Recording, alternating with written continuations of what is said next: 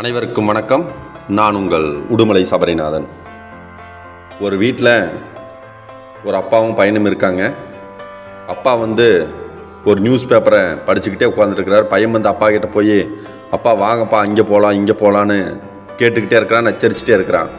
இதை பார்த்த அப்பா என்ன பண்ணுறதுன்னு தெரியாமல் அவருடைய பேப்பரினுடைய இறுதி பேஜில் ஒரு மேப் ஒன்று இருக்குது, ஒரு இந்திய வரைபடம் இருக்குது.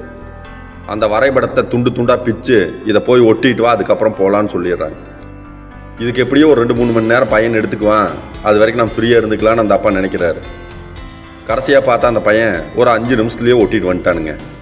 ஒட்டிட்டு வந்ததுக்கப்புறம், எப்படி தம்பி இவ்வளோ சீக்கிரம் ஒட்டினின்னு கேட்கும்போது, நான் பின்னாடி இருந்த வரைபடத்தில் எனக்கு நாடுகளெல்லாம் தெரியாதப்பா, ஆனால் அந்த மேப்புக்கு பின்னாட ஒருவருடைய உருவம் இருந்துச்சு, அந்த உருவத்தில் எது கண்ணு எது காது எது மூக்குன்னு எனக்கு தெரியும்.